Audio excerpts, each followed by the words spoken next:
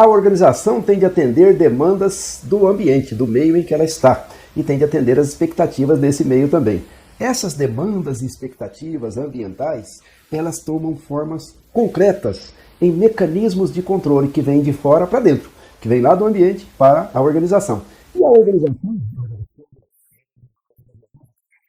prosperar, que tem que sobreviver, prosperar e ter um bom futuro, tem de se sintonizar com esses controles externos e adequar-se a eles, né? Enquadrar-se adequadamente. Então, nos tempos modernos, isso aí está relacionado com duas palavras-chave muito relevantes. Primeira palavra-chave, governança corporativa. Segundo definição do Instituto Brasileiro de Governança Corporativa, governança corporativa é o sistema pelo qual as empresas e demais organizações são dirigidas, monitoradas e incentivadas, envolvendo os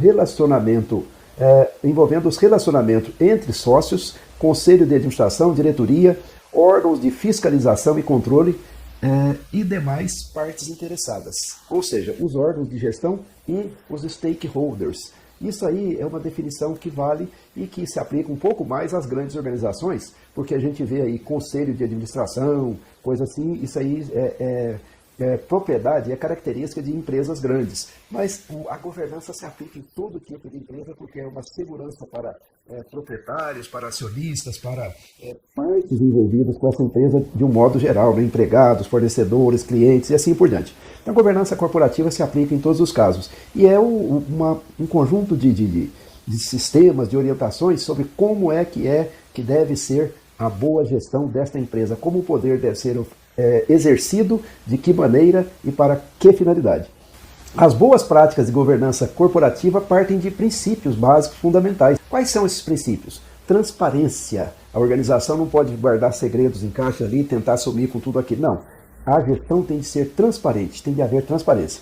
Tem de haver equidade, ou seja, um tratamento justo e igualitário para sócios, para os stakeholders de um modo geral. Tem de haver prestação de contas, ou seja, accountability, como nós já falamos, e tem de haver responsabilidade corporativa. Então esses são os princípios fundamentais, e aí vem as regras que são amplas, as regras, o IBCG, por exemplo, dá muitas regras, tem manuais de governança corporativa que ele disponibiliza gratuitamente para as organizações.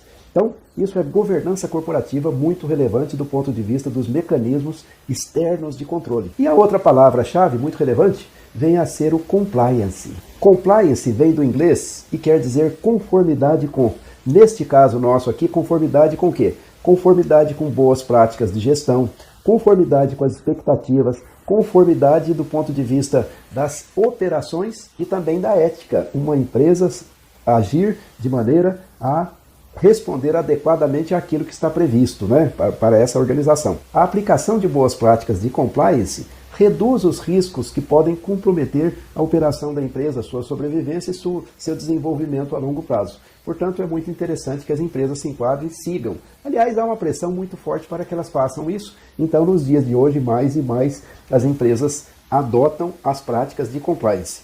Quais são as forças externas que exercem controle sobre as empresas, que exigem que as empresas se enquadrem ou que cumpram normas adequadas? A primeira delas é o governo, né? O governo é o aparato legal, as três instâncias do governo, executivo, judiciário e legislativo, todas têm mecanismos, todas têm formas de fiscalizar, formas de colocar normas a serem seguidas, e há mecanismos, instituições, organizações do governo que tratam de fiscalizar as empresas, acompanhar as empresas e defender diferentes tipos de interesses, né?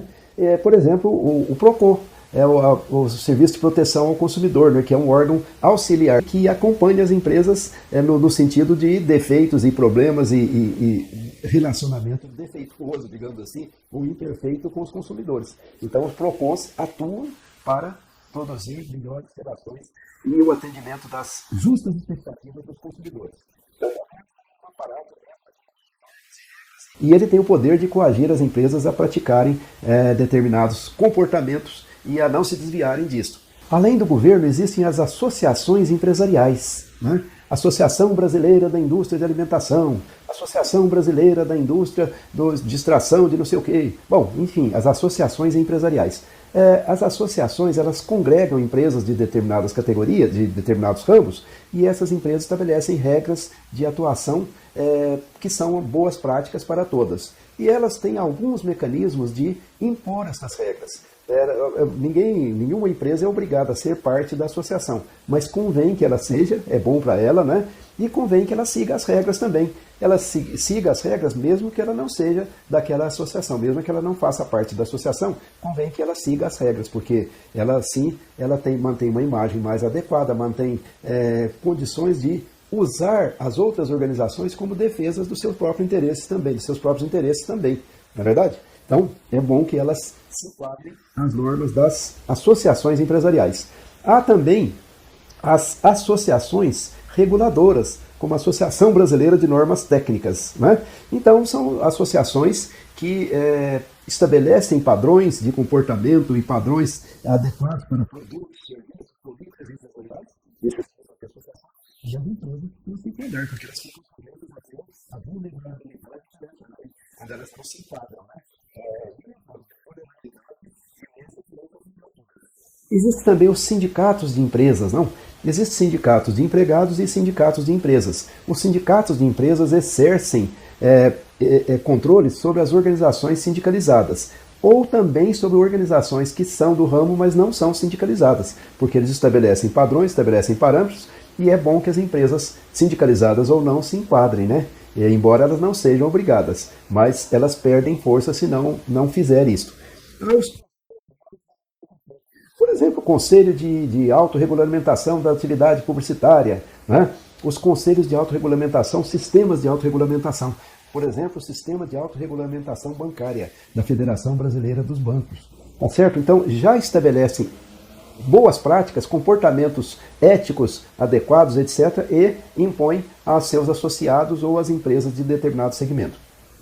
Ainda as organizações da sociedade civil, né, que defendem consumidores, que defendem o cidadão, que defendem a ecologia, que defendem as boas práticas de comércio, e assim vai. Então há um conjunto de organizações da sociedade civil que atuam, que são atuantes, e que aí elas impõem, elas fazem uma pressão sobre as empresas para enquadrarem-se em determinados padrões. E por fim, aos formadores de opinião, né? A mídia, de um modo geral, as redes sociais, os líderes de opinião de várias categorias, tá certo? Então tudo isso forma opinião, né? Hoje em dia é muito fácil haver controle sobre uma empresa, porque se você esteve no hotel e foi maltratado, no dia seguinte você vai lá no Google Maps e coloca uma avaliação negativa desse hotel, e vai ser difícil para esse hotel se livrar disso, tá certo? Então as empresas procuram interpretar bem aquilo que está vindo de fora, esses controles externos, estabelecer controles internos para que esses controles externos se concretizem da melhor maneira possível, e aí para ela manter uma relação a mais produtiva possível com os agentes externos, ou seja, com os agentes do ambiente para o qual ela existe, não é verdade? Assim ela cumpre a sua missão. Então esses são os controles externos sobre a vida das empresas nos dias de hoje. São muitos, são variados, são sofisticados. Então as empresas nos dias de hoje precisam estar permanentemente atentas para todos esses tipos de demandas e atender bem essas demandas, porque é isso que a sociedade quer delas, e assim é que elas vão sobreviver e crescer no melhor interesse delas próprias. Então é isso, controles externos sobre as empresas.